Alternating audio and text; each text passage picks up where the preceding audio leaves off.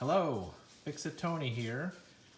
Today's project is going to try to rejuvenate an old toolbox that was handed down to me by my dad. And I cleaned it up.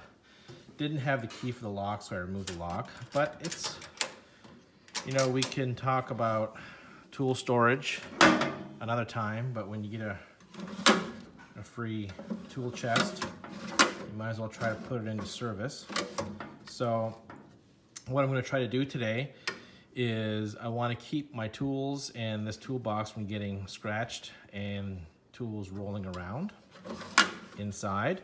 So I am going to install a liner. It is a sort of a neoprene spongy foam mat, and we're going to line all the bottom surfaces before we organize our tools. The first step is measuring the inside dimensions of the bottom of each drawer. Now, odds are these are going to be the same size for the bottoms, for these three drawers anyway. The challenge of taking inside measurements with a tape measure is, as you're wanting to take the inside measurements, you're going to want to bend the tape. And invariably, it is tough to estimate where that end mark is.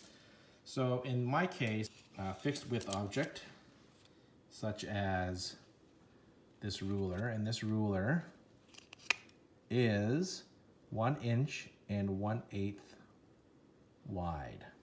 So I'm going to put this ruler in the bottom up against the edge. I can go this way too.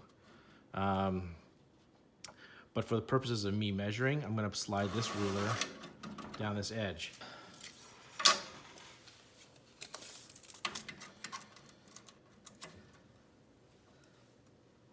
Six and 5/16. 6 and 5/16. So 1 and 2/16 equals 7 and 7/16. So my first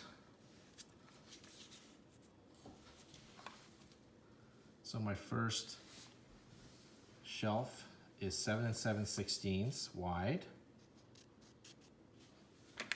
by, I'll take this measurement in 3 spots. This is 17 3/4 more than 3/4. So 3/4 is 12/16, 13/16. All right. So my first, let me measure this. This is 15 and 15/16, or some people will say this is basically 16 inches. So given that this is 16 inches across and my first measurement is 7 and 7/16, I can actually get two drawers out of one section, okay? So that's gonna be my plan. So first things first is I'm gonna measure the length that way. And that's 17 and 13/16.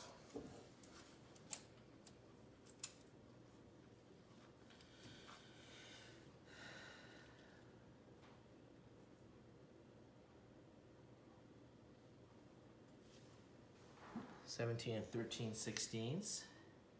So I can see it. It happens to fall right on one of these little groovy things. So that's a good thing. So I'm going to grab that little groove right here. And then just cut that straight.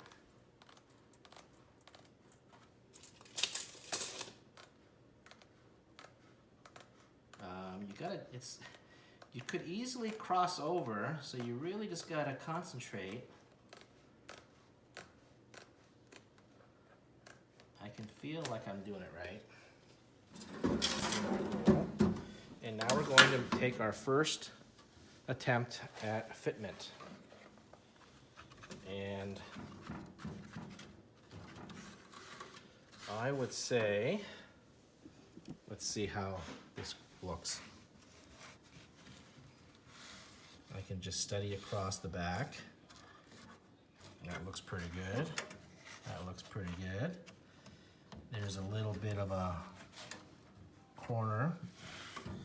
I have a rounded corner here. The sheet metal, it's a little bit of a bump here. So something may not be fully square, but I'm happy with the way this turned out.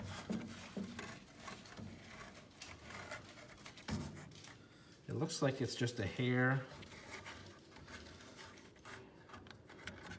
You can see that. One approach is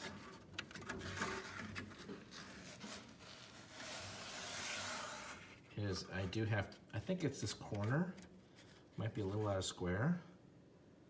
So you can see my cut line. So I'm gonna take a little bit off this end here.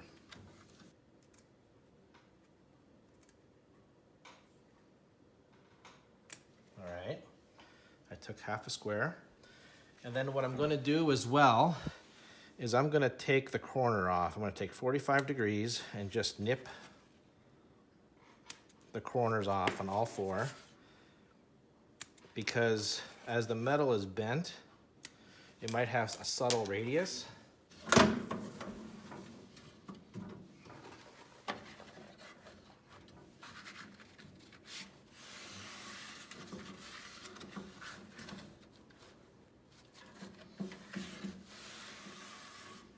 There.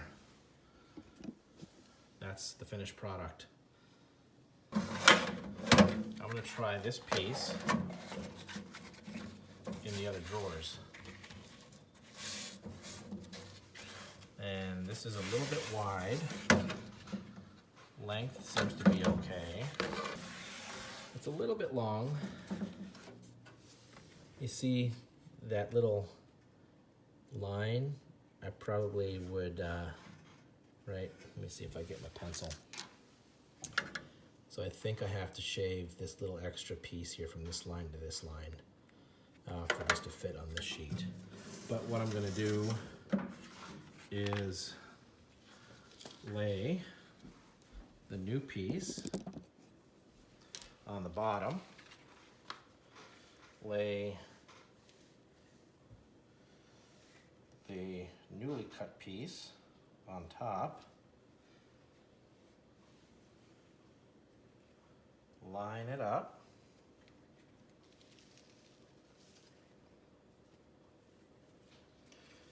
and you'll see where I need to cut. Now, when I cut, it's half on the square, so I'll show you where I marked it. I don't know if you can see this. All right, that's where I marked it. It's on half a square, so I'm going to take it into that line there. All it takes is a tiny little corner to jam inside of a rounded inside corner to give you grief. And I'll show you the final fit. This one, and this one. All right. That just basically continues until all of these are done. Cutting and fitting the sheets in the manner similar to how I showed you how to do the others. And I wanted to show you the final product. See the fit as well. I glued it down by just dabbing crazy glue in like a dozen or so spots. And this is how it turned out, you know, and I had to just remember you have to notch around for this locking mechanism and the top tray. And now I have to decide what I'm going to put into it. So, thank you for watching this video, and hit the subscribe button and hit the like button. I appreciate it. These small little projects and tasks do come up over time, and don't be afraid to tackle it. All right, and if you have a free toolbox coming your way, take it. You never know what you might use it for. Thank you so much. Bye-bye.